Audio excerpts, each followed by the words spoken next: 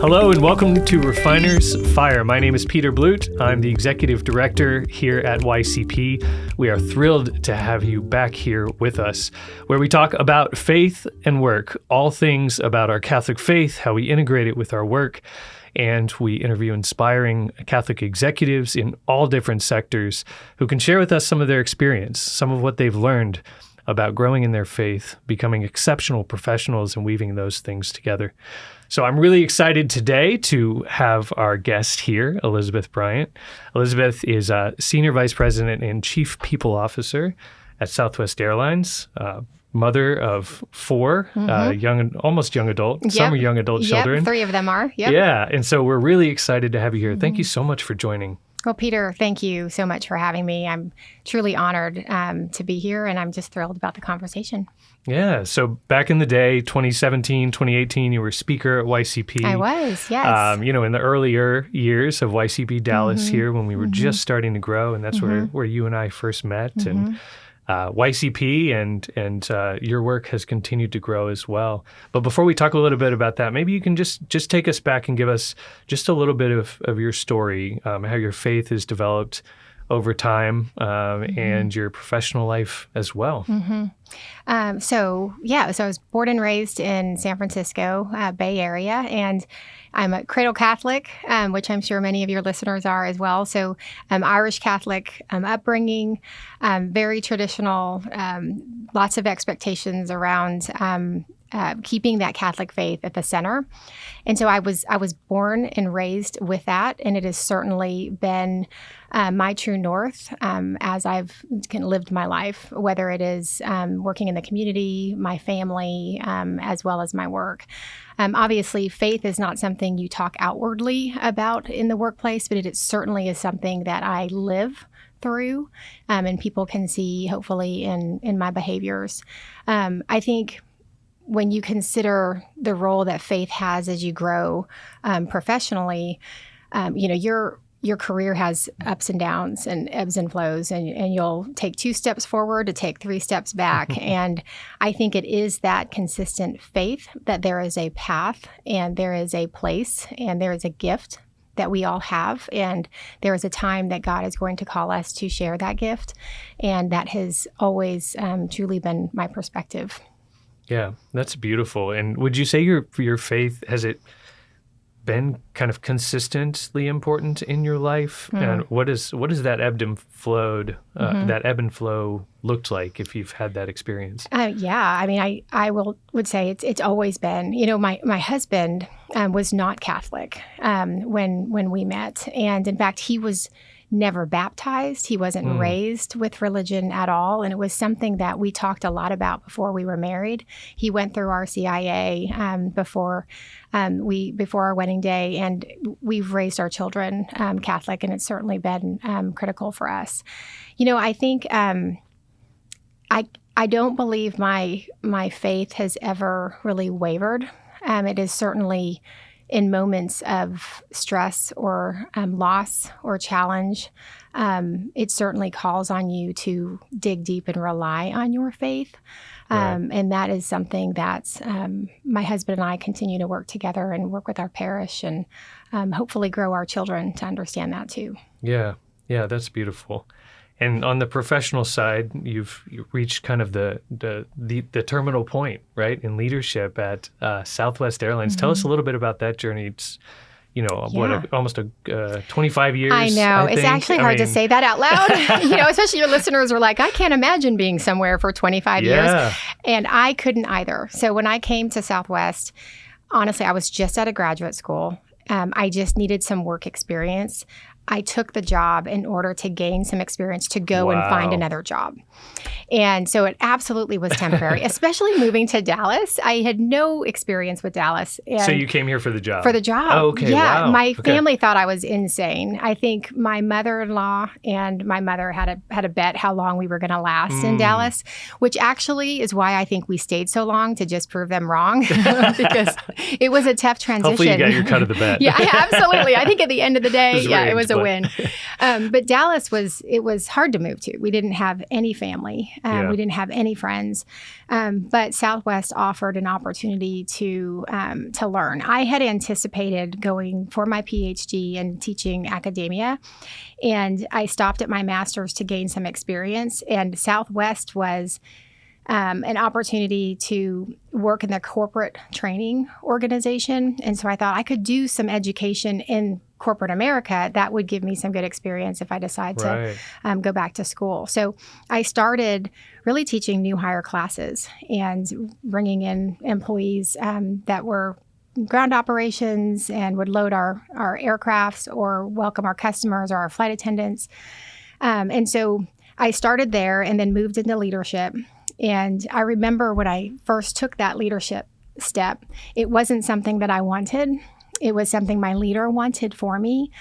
And so it was kind of a leap of faith to say, okay, I think you see something that I don't see in myself, and I'll give it a shot. And that started my journey to a variety of different departments. So I've been there 25 years, but I've had 13 different roles in 25 years. So I haven't had the same job. So I think people assume you just stayed. It was just a straight up right. Or you just path. Haven't grown. In fact, I've done operations, I've done HR, I've done OD, a lot of different positions over my career, but been so fortunate and so blessed that I've been surrounded with people who have helped me be my best at Southwest. And I've taken on roles that at the time I thought, who in their right mind thinks this is a good idea? And I remember, I'll give you an example actually. Yeah. So I was in org development and talent management at the time within our people department, which is our HR function. And my boss called me in and he said, hey, we've decided we want to centralize training for the company. So we want to take in-flight training and ground ops training. Because each department was doing had it their separately own. right now. Yep. Yeah, And we at want to that point. centralize and have one group. And we've decided we want you to go ahead and lead that. Wow. And I remember it very clearly because it was a 5 p.m. on a Friday. And I thought, you waited all week to tell me this? And I went home over the weekend and I thought about it. And I came back Monday morning and I said, if you believe this is where I can best serve the company, I will do it. But in order to do it, I asked that I can build a team around me that is strong because I don't have the background. I didn't grow up in ground ops training or in flight. Right. So I need experts in that space. If I can build a team, then I'll do that. And so that's exactly, what we did. Yeah. And that certainly was a highlight for me in my career. That's amazing. So I have so many questions now that I think are going to be really interesting for our audience. But so had you built high performing teams before, and maybe if you had built them before, what are some of the stepping stones or that's an important skill set, a critical skill set for leaders, non-negotiable, right? Managers, leaders. So are there some takeaways over the years as you've learned to build high performing, values aligned teams that really stick with you? Yeah, first and foremost, hire the right talent. I always say it's first who, then what. You have a job to do, but find the right person, and then they can do whatever it is that you need them to do, right? We can train people to do anything. I can be trained to deliver customer service.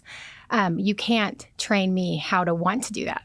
I have to have that heart. So hiring the right people and getting that right kind of capability around you is absolutely key.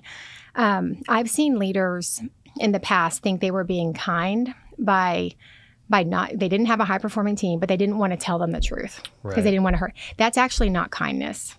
Kindness is direct. It's not charity. It's not charity. Not love. That's absolutely right. If you truly care, you want to have that honest conversation. You want the best for that That's person. right. I've always said, I know I'm in trouble if the people around me stop giving me feedback. Because if they stop telling me the truth, then I know that there's a problem somewhere. We have to want that feedback, and and as a leader, I need to have the courage to be giving that feedback. Right. It's setting the bar high, having high expectations, and being very clear about what those expectations are. I think people suffer when there's ambiguity in the environment, but if you're clear, 99% of the time, you're going to have people who are not only going to reach that expectation, but they're going to overcome that.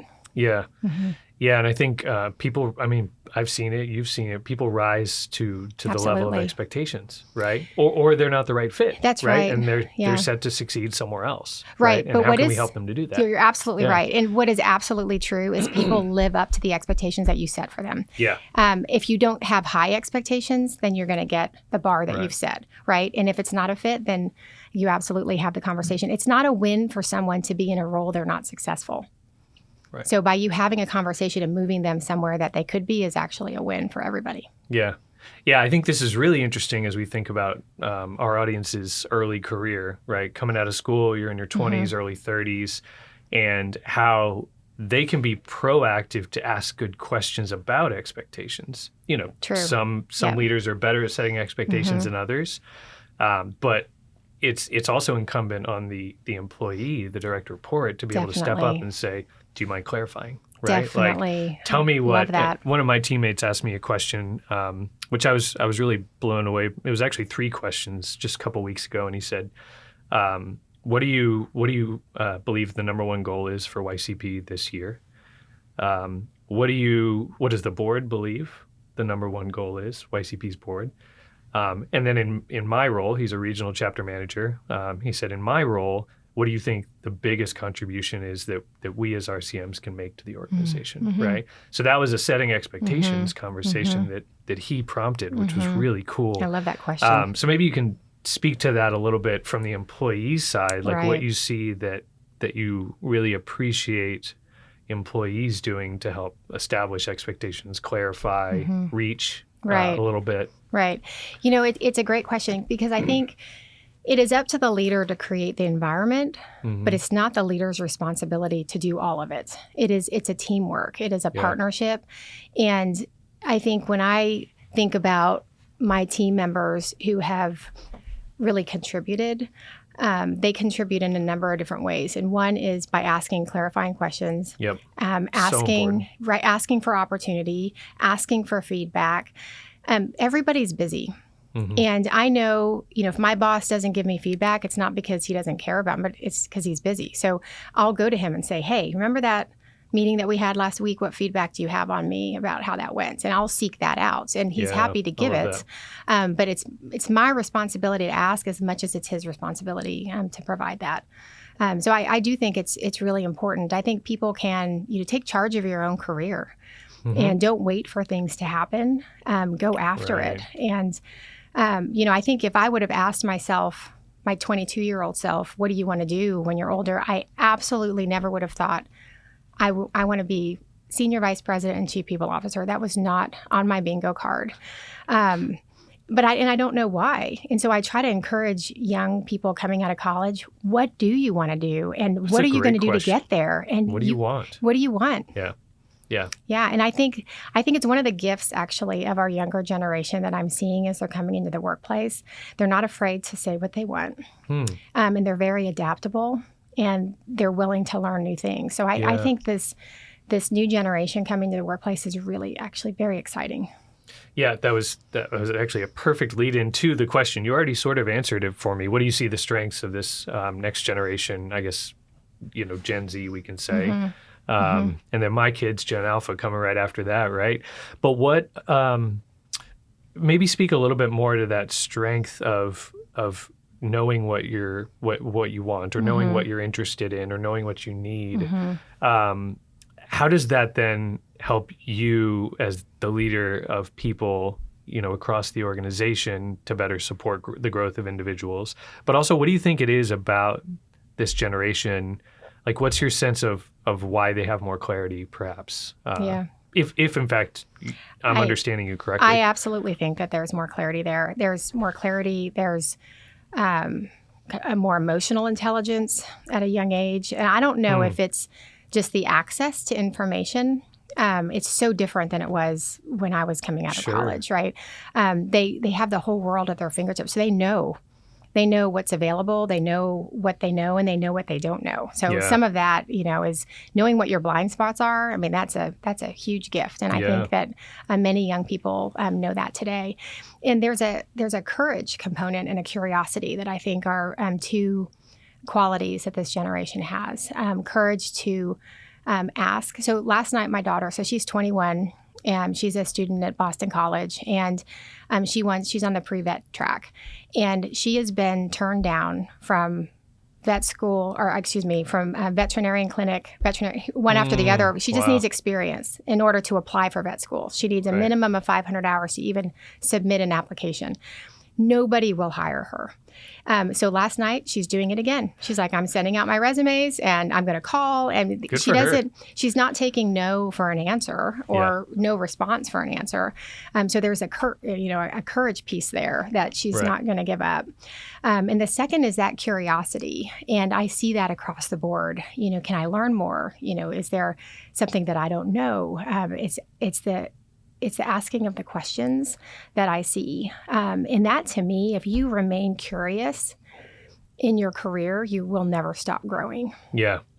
Yeah. I tell young people when I'm interacting with them or speaking that I think asking good questions is it's like a superpower. Absolutely. And I think a lot of young people especially don't realize you don't have to know anything. You don't have to know. You have to know exactly zero to learn to ask good questions. That's right. Questions that get below the surface more quickly. Right. That get at the heart of something that you're really curious about, whether it's in your work or in someone's, just a personal conversation with a friend, but to get down into it. It transitions across.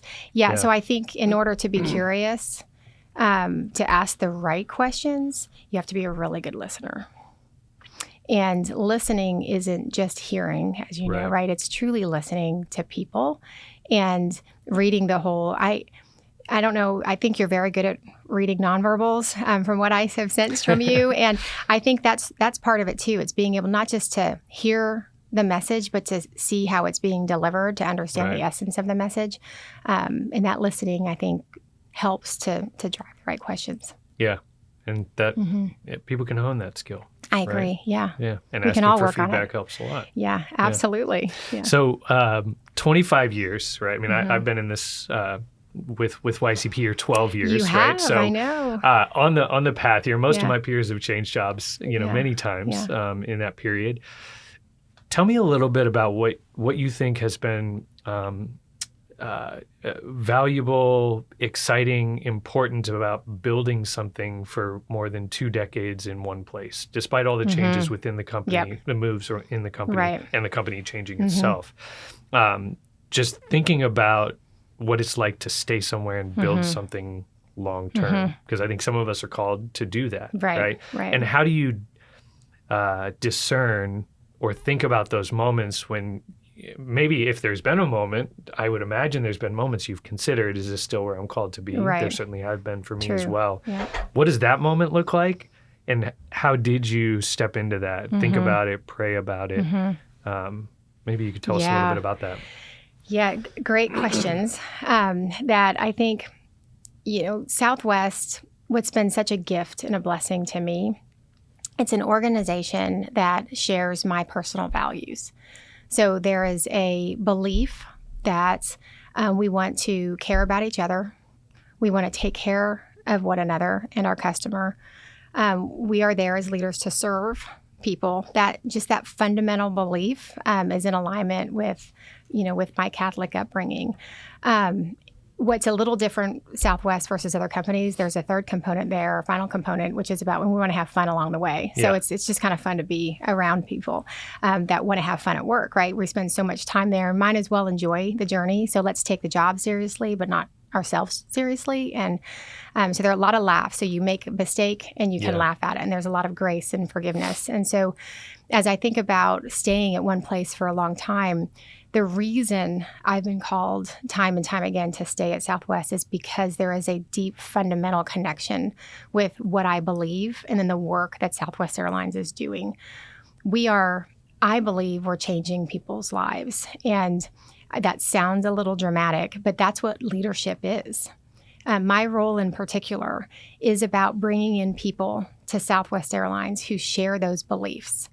Because if we don't do that, then that will hurt the foundation of our company, and then you'll start to see changes, right? And we have to protect the heart and soul of Southwest, and that's ultimately what I see my job being. So there's a calling to do important work.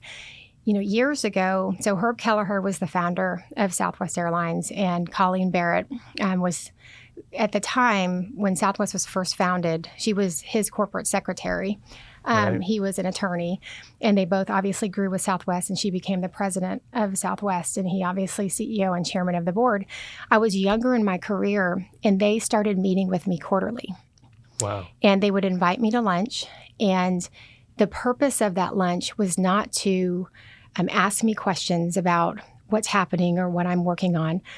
The purpose of those lunches were for them to share their love for this company and each other. And they would just tell stories. They would tell stories about things that would happen and decisions that were made. That in the next generation. That's right. That's amazing. They were pouring themselves into me, which I think is another reason why I stayed. When you feel like you are invested in, sure, you feel seen, right? We're all human. We want to feel that other people see us. And for them to take that time and pour into me, that certainly has stuck with me. And it's something that I continue to do and try to pour into people at Southwest and try to pass that along. That's so powerful. And I think then, again, thinking about it from the employee's perspective, there's something to be learned and kind of steep yourself in over time of what is the founding of the company I'm working in? What is, do I understand the values, right? And this is probably important discernment before you take a job with the company.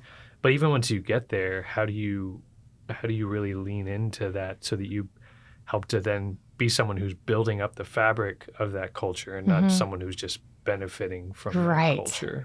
Yeah, that's that responsibility that you are there.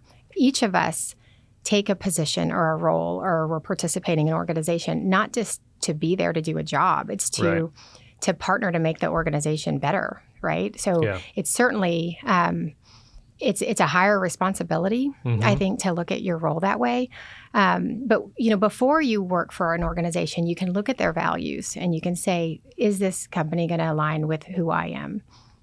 I will say sometimes you get in there and you're like, this doesn't feel like what you told me, So moving into an organization and actually experiencing that culture is very important to do that. And then thinking about how you can own that and continue. I speak with new hire classes on a regular basis. And one of my messages to them is, you hear a lot about the culture of Southwest. Well, the culture of Southwest is not going to do something for you. We hired you because we think that you are going to help improve the culture of Southwest. It is an active participation. So don't have a passive expectation that things are going to happen. If you see something broken, fix it. If you see something that needs to be celebrated, celebrate it. Don't wait for somebody to do that. Yeah. So I'm sure there's people listening to this that would love to work at Southwest, right? I'm sure you have to turn people away all the time.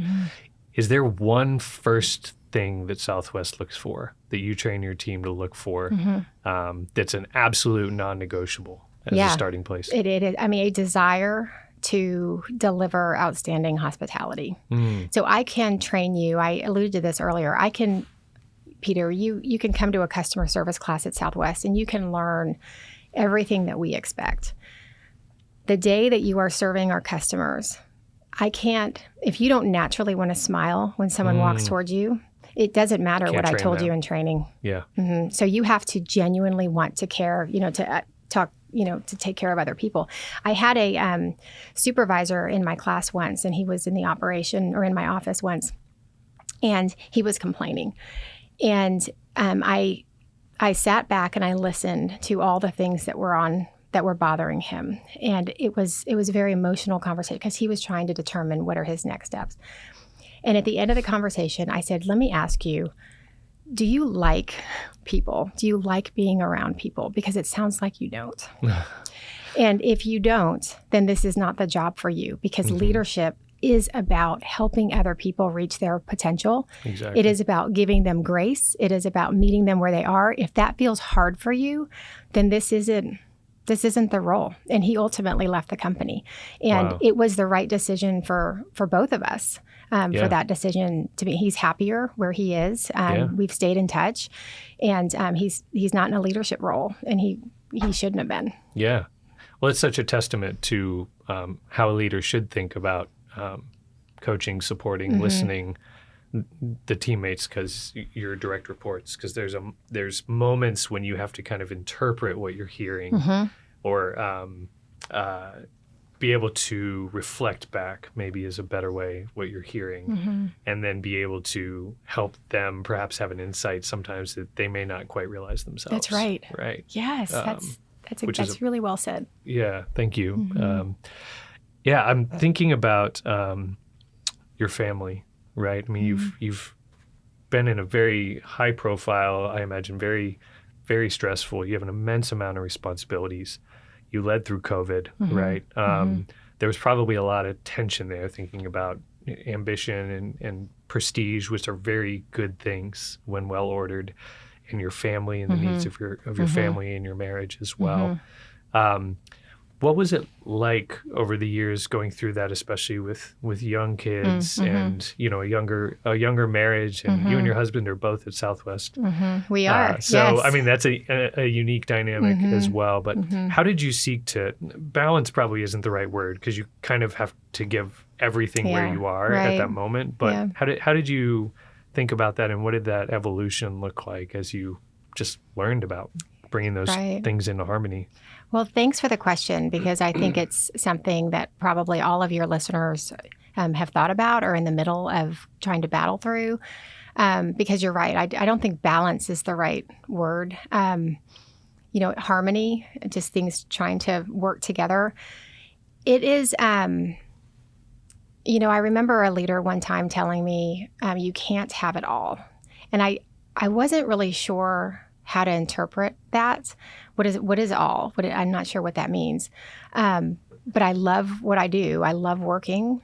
I love my family. I love my faith. There are things about me that won't ever change. And so I remember there was a moment in my career where I almost, because you have to prioritize, right? And there was a moment when I thought, I'm not sure I'm going to be able to give my family what they need and keep with the pace and the stress of my job. And there was a lot of guilt that went along with that. And I had 3 very young children at home. Yeah. You could write 2, 4, and 6. So exactly. You added on a new baby. Yeah. So I didn't have that new baby, but the 2, 4 actually was 0, 2, and 4 at the time. And so the newborn was not sleeping, and therefore I wasn't sleeping. And I finally, I did a lot of prayer and conversations with my husband. And I went to my leader and I said, I just need you to know where I am right now. I love this place. I love my job. I can't give it 100%. And I had to just be vulnerable about that. Wow. And I'll never forget this moment, because he looked at me and he said, Elizabeth, having you at 50% is better than not having you at all. Wow. This is a season. It's a moment in time. Do not make a decision for the rest of your life based on how you're feeling now. So he said, go home, take a couple days. And then for the rest of the year, this was like October-ish, he said, why don't you just try to give me 8 hours a day? And come January, let's have a conversation. If you're still struggling, let's just talk about it. And that time gave me the grace that I couldn't give 8 hours myself. Would have been scaled back from what you were doing, yes, I imagine. Absolutely. Right. Okay. Right. Yeah. He's like, just try to give me the minimum. Yeah. Right. And this was before COVID. So this is when everybody was in the office from 7 a.m. until 6 p.m. I mean, there was no, lunches and things like that. You were in the office. And so I felt that it was a very structured environment that I was having a hard time. But those few months gave me a chance to kind of settle, think, reflect, pray. And ultimately I came back and said, I think I can do this. My family's in a different position. My husband made some sacrifices in his job so that he could better balance with me in that. And we made some different childcare decisions. And it just gave me the space to make decisions to allow me to continue doing what I loved to do. Yeah, that's amazing. Well, and it's a testament to communication with your spouse too, right? Yes. Which is is first and foremost, even before your relationship with your kids. Your Very marriage true. has to come first. Very true. So And what a you blessing forget. that you had that. You can forget about that. So Yeah. anyone with young children, you have to carve out. I mean, we had no family in Dallas, and we had no money either with young kids. But we made it a priority to find a babysitter that would come, once a month and just give us time. Yeah. Or he works at Southwest. We would carve out lunchtime, and Well, we would go that's and meet in the helpful. cafeteria. Yeah, so that was very convenient Oh, that's great. as well. But yeah, you've got to prioritize that. Yeah, yeah. That's amazing. It's almost good to have those moments where you have to articulate for yourself in a new way, why am I here? Right? And that clarity can bring you just doubling down. You're just Right. all in, right? Because I've had a chance to reflect, and here you are now, a decade, whatever later from Right. that decision. Right. So there's a grace to those moments, I think, where we get to reflect. So I guess love the just word grace. encouraging our audience to kind of be aware of those moments of reflection that come to us, and kind of embracing them with prayer, right? Right. With prayer. I'm thinking about just leading through COVID as well. I can imagine immense stress. And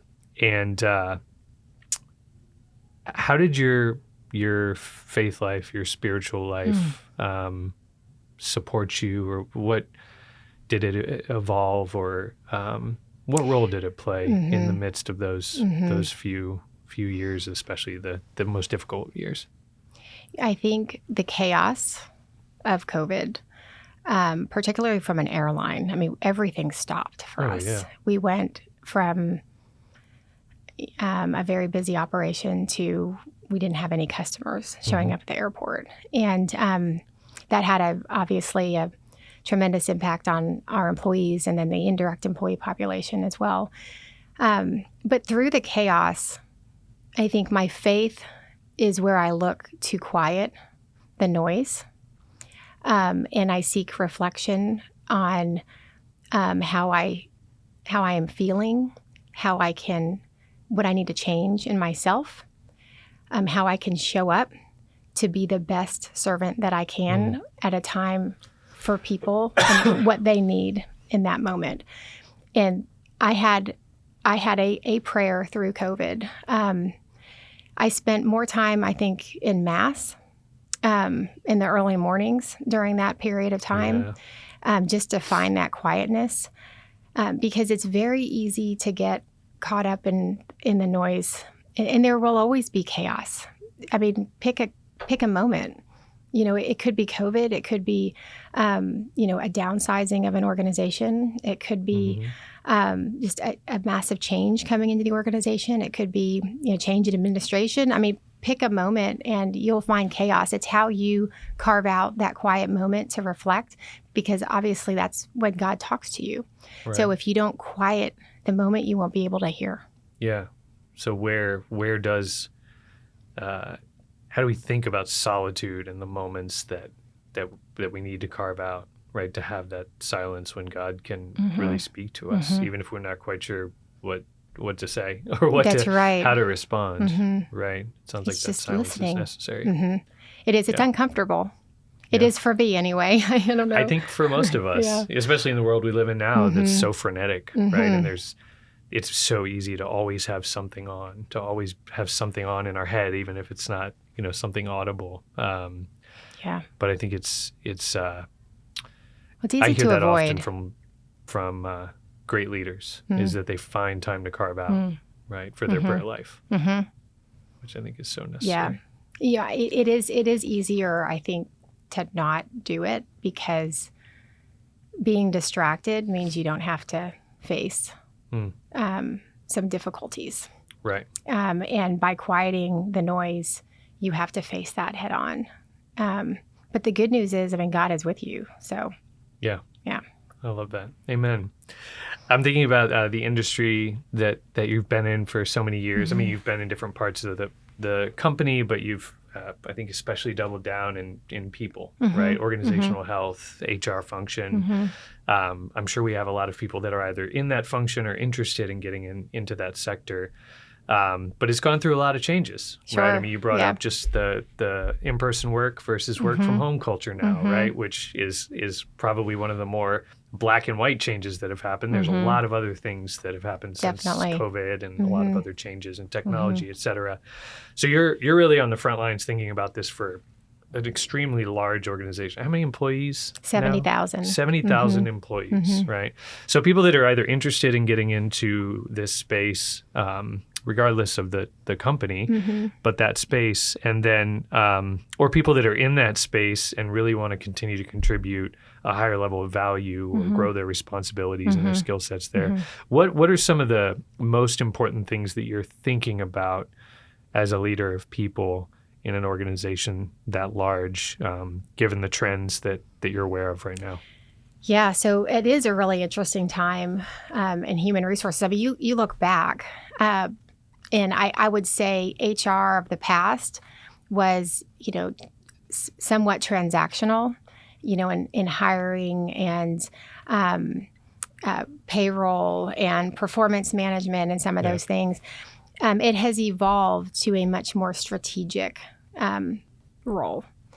And, companies have their operational strategy, their financial strategy.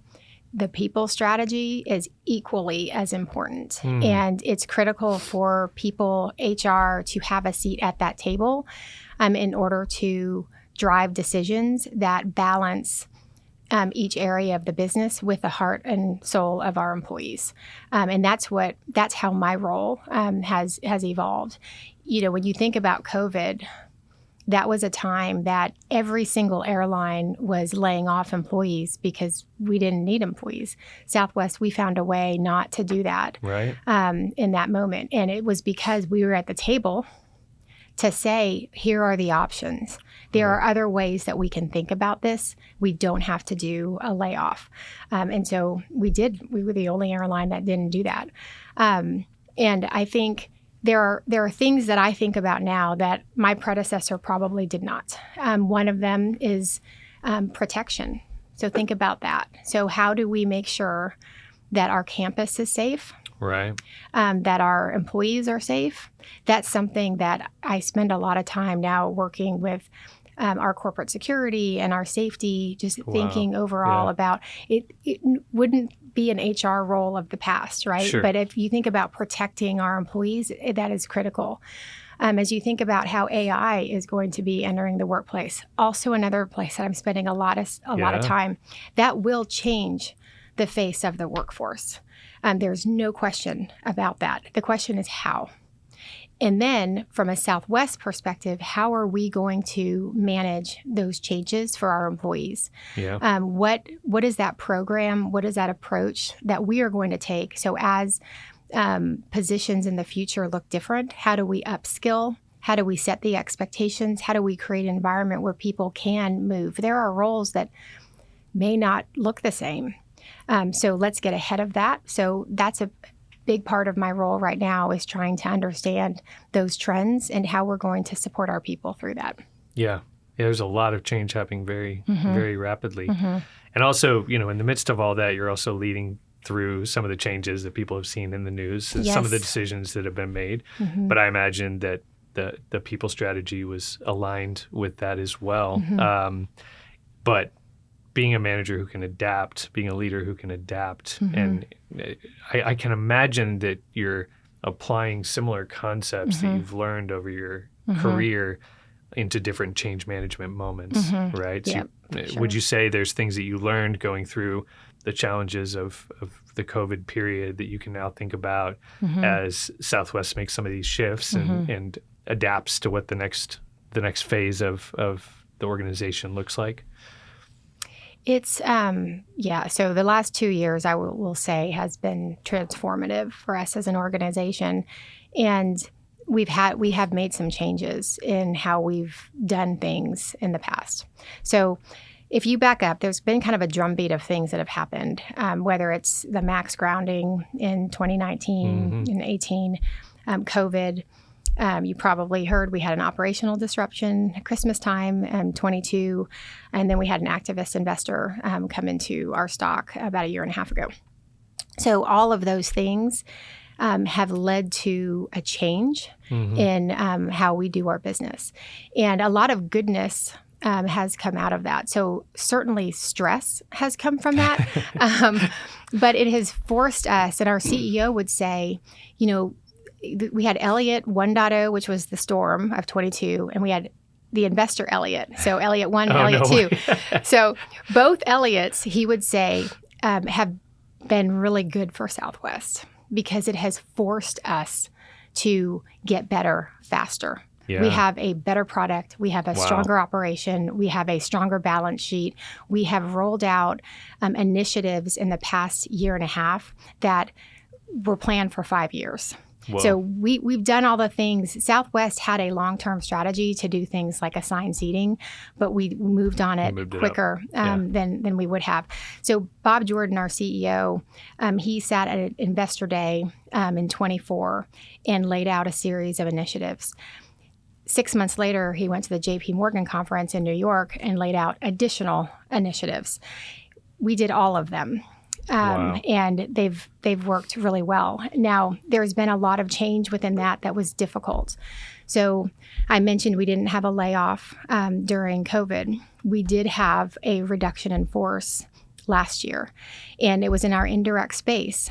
And that process was personally the most difficult and challenging moment of my career. Wow. And I can imagine. It was, but the learning that has come from that, our leaders, I think we have a more disciplined approach to headcount, a more disciplined approach to how we resource projects and prioritizing. If everything is important, nothing is important. Yeah. And the Southwest of the past, I would say everything felt important, so we needed to resource on everything.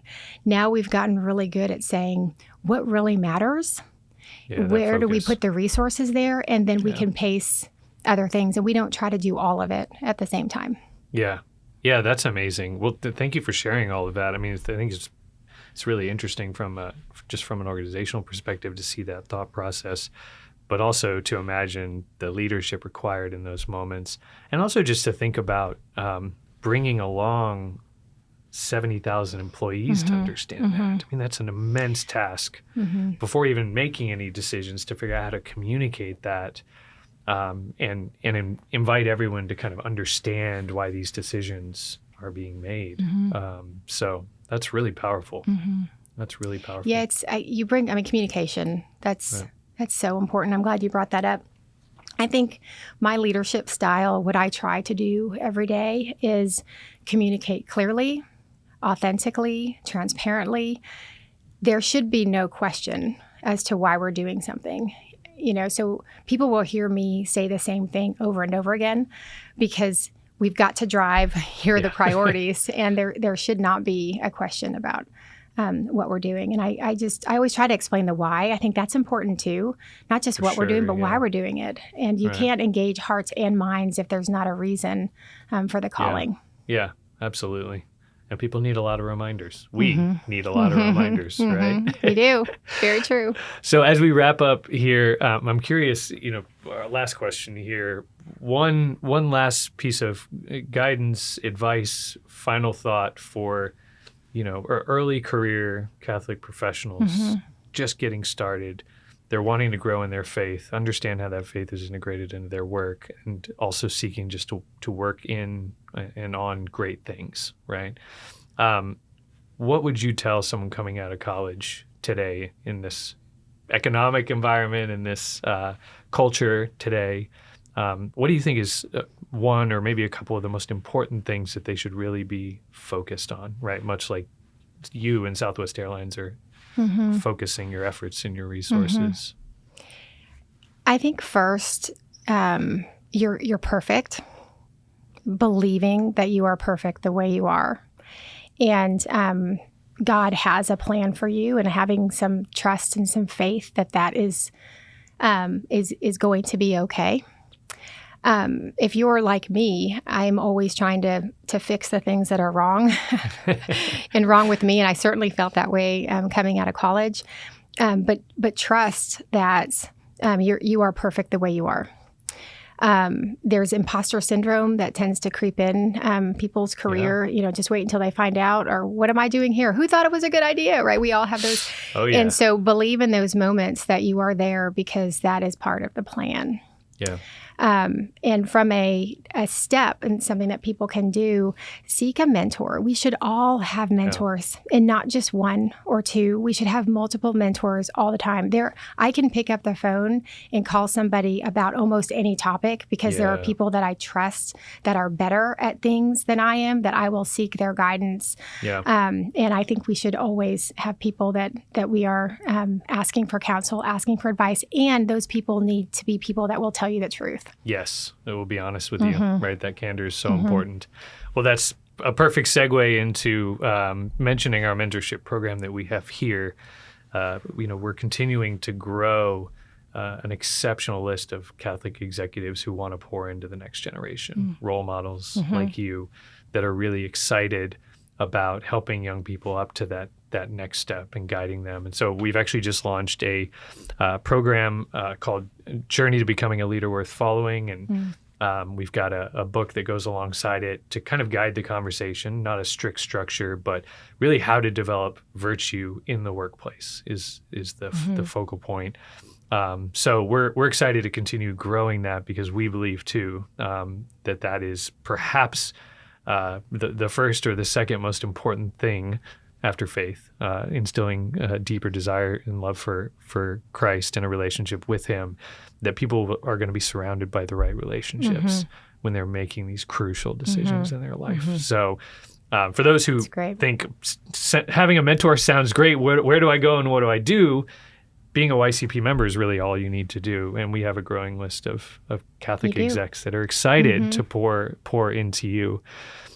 So check out your member portal or shoot us a note if you have any questions. But Elizabeth, this was such a wonderful conversation.